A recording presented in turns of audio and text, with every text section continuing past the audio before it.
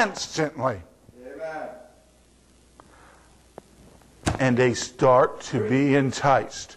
Now, let me give you something of hope first, because I had worked with kids over the years.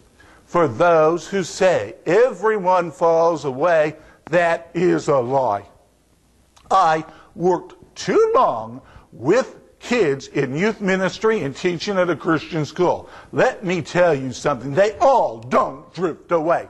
Don't give me that. There are a lot more who stay with their faith than you even imagine.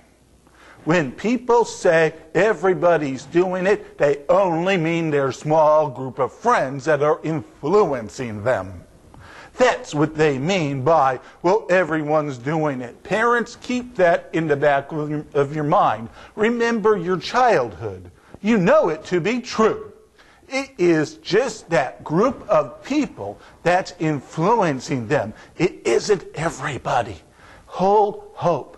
They can make it through. But some, unfortunately, they are enticed. They are tested. And it looks like they are drifting away. And they start to fade away. And all of a sudden, it looks desperate. And it looks like they're going to fall. The second example that Jesus gives in the book of Luke is the famous parable of the prodigal son. We are somewhat familiar with it. In this story, two sons raised by the same father, raised under the same roof, going to the same synagogue, Saturday after Saturday, hearing the same teaching from the same rabbi, coming home and being taught in the fear of the admonition of the Lord constantly. These two sons, they both celebrate Passover. They both know what the Day of Atonement is all about. They know everything about their faith. They are raised in the right way by their father. And yet, one son, he starts to look around at the other countries around him. And what does he see? He sees the parties. He sees the wine. He sees the women. He sees that his friends saying, you know, if we just go over to this country, we won't be bombarded with these Jewish laws anymore. We won't be bombarded with what our parents is trying to cram down our throats. We would be free from all of this religion stuff. Understand something. Solomon said there is nothing new under the sun. What this prodigal son was going through is the same thing that our kids are going through today. It hasn't changed. Not one bit. But it's more different today than ever. This son, he saw what was going on in other places. And he felt the urge saying, you know, I got to go there. I got to go there. I got to go there. And he came to his father and said, Dad, here's the deal. I want my half of the inheritance. Let me tell you something. Sin is selfish. This had to have been a hard financial thing for his father, to come up with all of this money at once.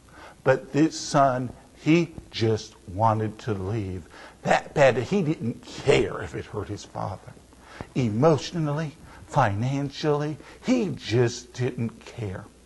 He was going to do what he was going to do. He wanted all of this money for himself so he could go and spend riotous living in other lands. He saw what was going on and he said, you know, this word that is inside of me,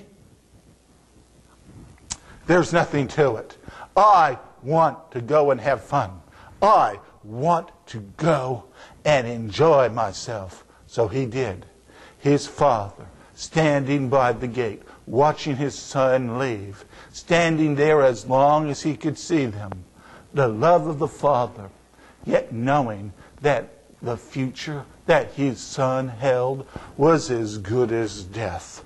In the mind of this father, his son was as good as dead. And what did his son do? he went to another country. That's what the word said. This son didn't even stick around in Israel anymore. Why? The Jewish laws. He wasn't going to stay there with the word of the Lord being enforced. He had to leave altogether. The party in righteous living wasn't going to be found in the land where a Pharisee was. So this son, he left Israel altogether. And he went to a different nation. And what was the end result? As long as he had money, he had fun. All the friends in the world, they were there. All of the possible girlfriends, yeah, they were there. All of the wine that he could drink, yes. All of this was at his disposal. And day after day, he would take his huge bankroll and he would show this wad of money, and what happened? More and more people show up. Isn't this the way it is today? The guy that has the money gets the friends, but when he runs out of money, what happens? They all leave. Nothing new under the sun. It is the same thing. This guy's wad of money started to shrink slowly, slowly, slowly, until it was gone. And then he started to use all the cards. And all of a sudden the debt continued to rack up over and over again. After all, I have all of these friends. The world is now my friend. The world and all its pleasures is on my side. It will never let me down. Then the drought hit. Then the hard times hit. And all of a sudden, this prodigal son, he realized something. That the friends that he had were gone. They were following the next bankroll. All the women that were around, they were gone. They were following the next bankroll. All of the bars in town, they said, your tab is full, leave. And they got the bouncers and they threw them out. Sounds familiar? Nothing has changed. This man now is in a desperate shape. He has to get a job. But what was the job that he got? Now understand something. For a Jewish person, the worst possible thing could happen to him would be to work with unclean, filthy animals. The word of the Lord was clear. A Jew is not to eat swine, no pork, no ham, no sausage. Thank God we're not under the law anymore. All of this meat was forbidden under the law. This man probably never saw a pig in his life.